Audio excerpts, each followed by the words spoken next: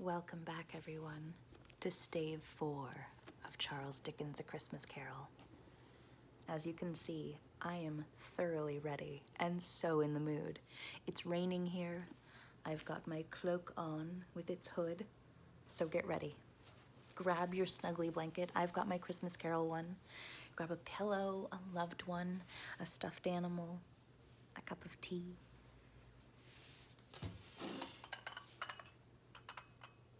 And get ready. As we begin, Stave 4 of Dickens' classic, A Christmas Carol. Stave 4, the last of the three spirits.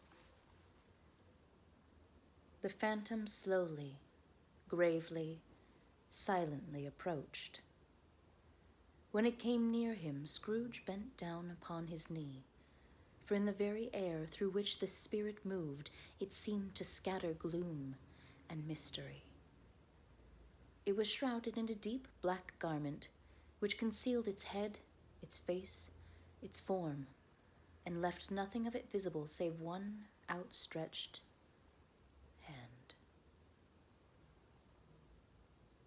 But for this, it would have been difficult to detach its figure from the night and separate it from the darkness by which it was surrounded.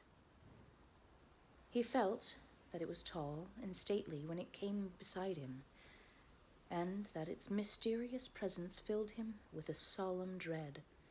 He knew no more, for the spirit neither spoke nor moved.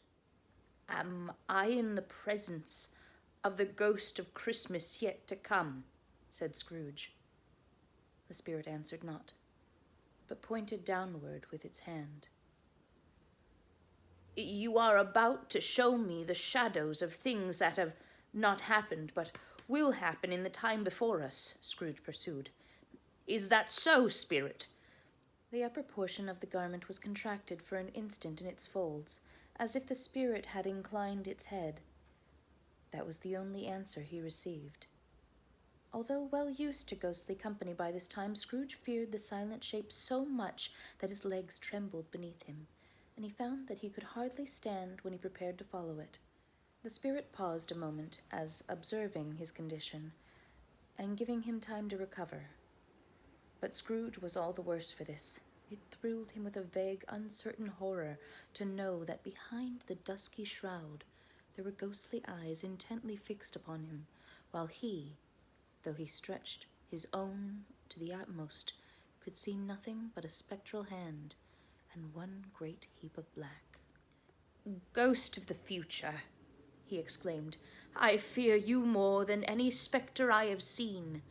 But as I know your purpose is to do me good, and I hope to live to be another man from what I was, I am prepared to bear your company and do it with a thankful heart. Will you not speak to me?" It gave him no reply. The hand was pointed straight before them. "Lead on," said Scrooge. "Lead on. The night is waning fast, and it is precious time to me, I know. Lead on, spirit." The phantom moved away as it had come toward him. Scrooge followed it in the shadow of its dress, which bore him up, he thought, and carried him along. They scarcely seemed to enter the city, for the city rather seemed to spring up about them and encompass them of its own act. But there they were, in the heart of it, on 'Change, amongst the merchants, who hurried up and down and chinked the money in their pockets and conversed in groups, and looked at their watches and trifled thoughtfully with their great gold seals, and so forth, as Scrooge had seen them often. The spirit stopped beside one knot of businessmen. Observing that the hand was pointed to them, Scrooge advanced to listen to their talk. "No," said a great fat man with a monstrous chin. "I don't know much about it either way. I only know he's dead." "When did he die?" inquired another. "Last night, I believe." "Why, what's the matter with him?" asked a third. taking a vast quantity of snuff out of a very large snuff-box. "I thought he'd never die." "God knows," said the first with a yawn. "What has he done with his money?" asked a red-faced gentleman with a pendulous excrescence on the end of his nose that shook like the gills of a turkey-cock. "I haven't heard," said the man with a large chin, yawning again. "Left it to his company, perhaps. He hasn't left it to me. That's all I know." This pleasantry was received with a general laugh.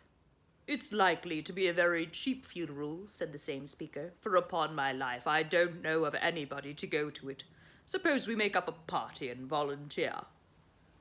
"I don't mind going if a lunch is provided," observed the gentleman with the excrescence on his nose, "but I must be fed if I make one." Another laugh. "Well, I am the most disinterested among you, after all," said the first speaker, "for I never wear black gloves and I never eat lunch. But I'll offer to go if anybody else will. When I come to think of it, I'm not at all sure that I wasn't his most particular friend, for we used to stop and speak whenever we met. Bye-bye." Speakers and listeners strolled away and mixed with other groups. Scrooge knew the men, and looked towards the spirit for an explanation. The phantom glided on into the street.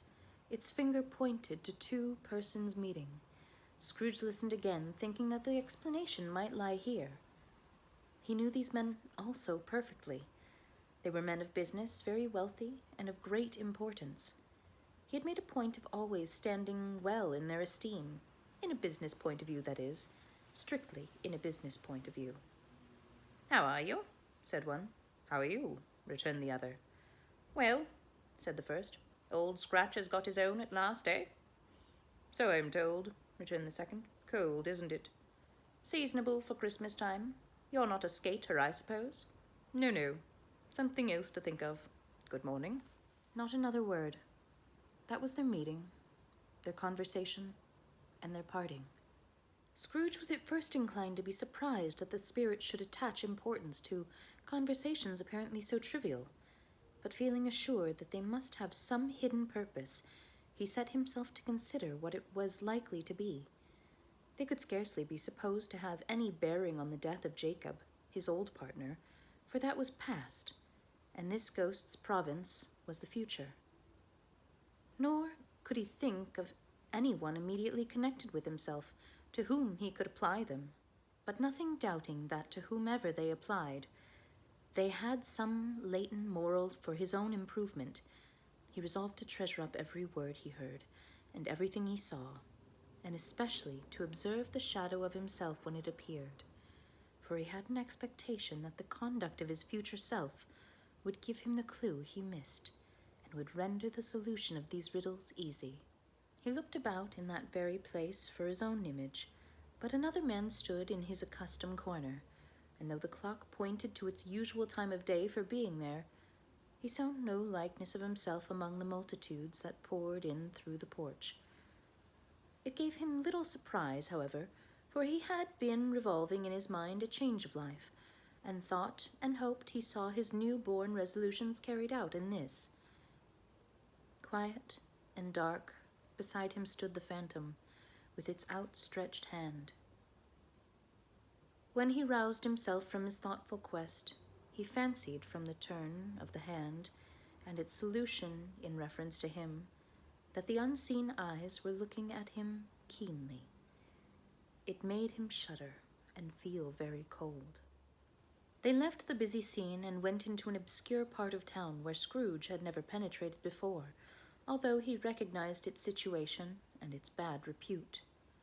The ways were foul and narrow, the shops and houses wretched, the people half-naked, drunken, slipshod, ugly. Alleys and archways, like so many cesspools, disgorged their offences of smell and dirt and life upon the straggling streets, and the whole quarter reeked with crime, with filth, and misery.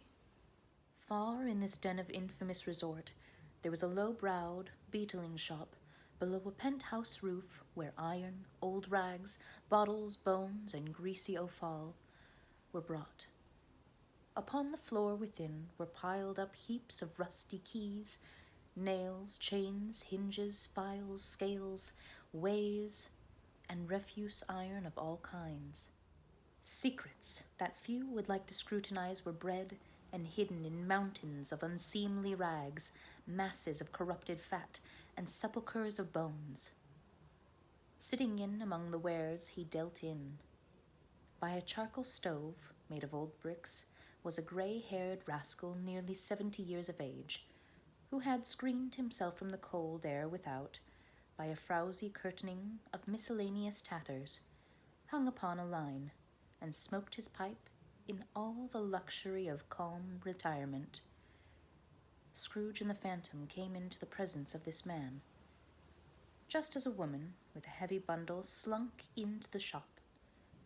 But she had scarcely entered when another woman, similarly laden, came in too, and she was closely followed by a man in faded black, who was no less startled by the sight of them than they had been upon the recognition of each other.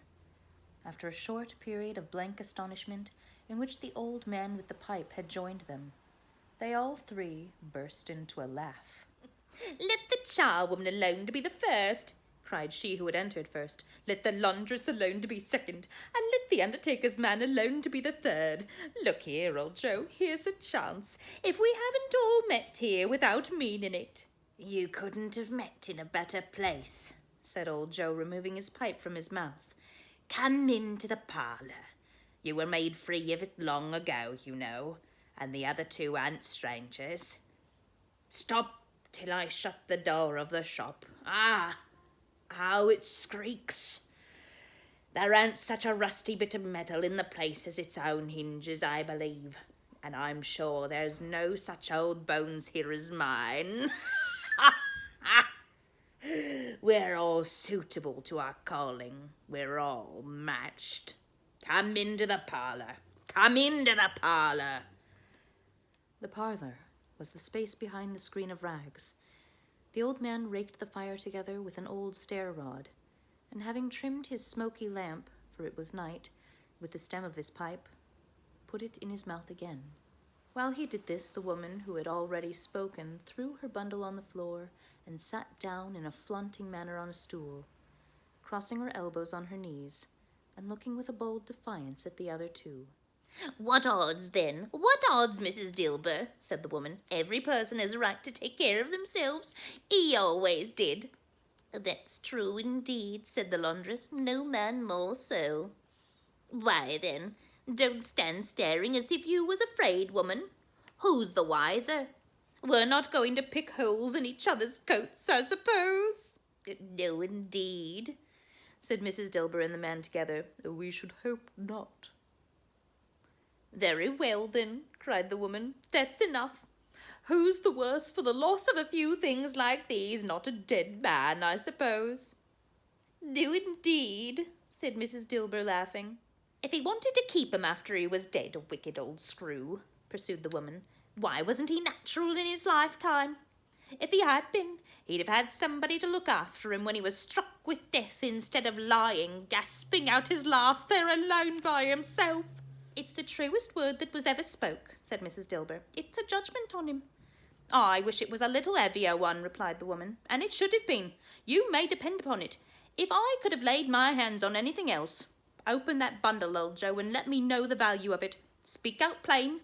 I'm not afraid to be the first, nor afraid for them to see it. We knew pretty well that we were helping ourselves before we met here, I believe. It's no sin. Open that bundle, Joe."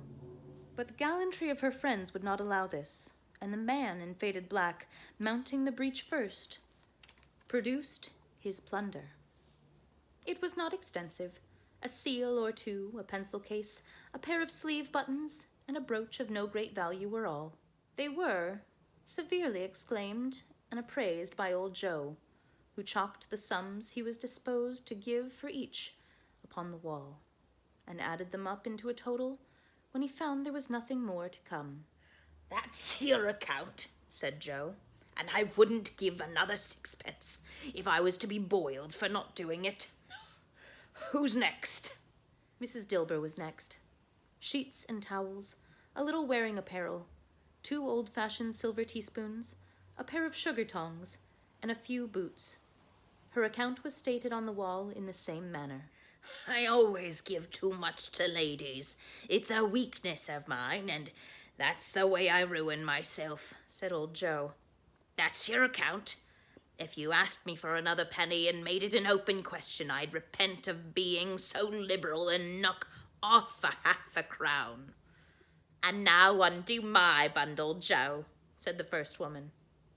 Joe went down on his knees for the greater convenience of opening it, and having unfastened a great many knots, dragged out a large and heavy roll of some dark stuff. What do you call this? Said Joe. Bed curtains? Ah! Returned the woman, laughing and leaning forward on her crossed arms. Bed curtains? You don't mean to say you took 'em down, rings and all, with him lying there? Said Joe. Yes, I do, replied the woman. Why not? You were born to make your fortune, said Joe, and you'll certainly do it. I certainly shan't hold my hand when I can get anything in it by reaching it out, for the sake of such a man as he was, I promise you, Joe, returned the woman coolly. Don't drop that oil upon the blankets now. His blankets? Asked Joe. Whose else do you think? Replied the woman. He isn't likely to take cold without him, I dare say. I hope he didn't die of anything catching, eh? Said old Joe, stopping in his work and looking up. Don't you be afraid of that, returned the woman. I ain't so fond of his company that I'd loiter about him for such things if he did. Ah, you may look through that shirt till your eyes ache, but you won't find a hole in it, or a threadbare place. It's the best he had, and a fine one too. They'd have wasted it, if it hadn't been for me. What do you call wasting of it? Asked old Joe. Putting it on him to be buried in, to be sure, replied the woman with a laugh. Somebody was fool enough to do it, but I took it off again. If calico ain't good enough for such a purpose, it ain't good enough for anything. It's quite as becoming to the body. He can't look any uglier than he did in that one. Scrooge listened to this dialogue in horror. As they sat grouped about their spoil in the scanty light afforded by the old man's lamp, he viewed them with a detestation and disgust which could hardly have been greater though they had been obscene demons marketing the corpse itself. Laughed the same woman, when old Joe, producing a flannel bag with money in it, told them their several gains upon the ground. This is the end of it, you see. He frightened everyone away from him when he was alive, to profit us when he was dead. Spirit, said Scrooge, shuddering from head to foot. I see. The case of this unhappy man might be my own. My life tends that way now.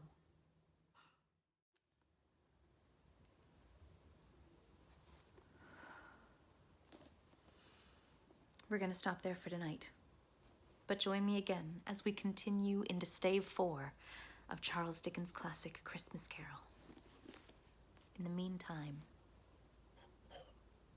cheers.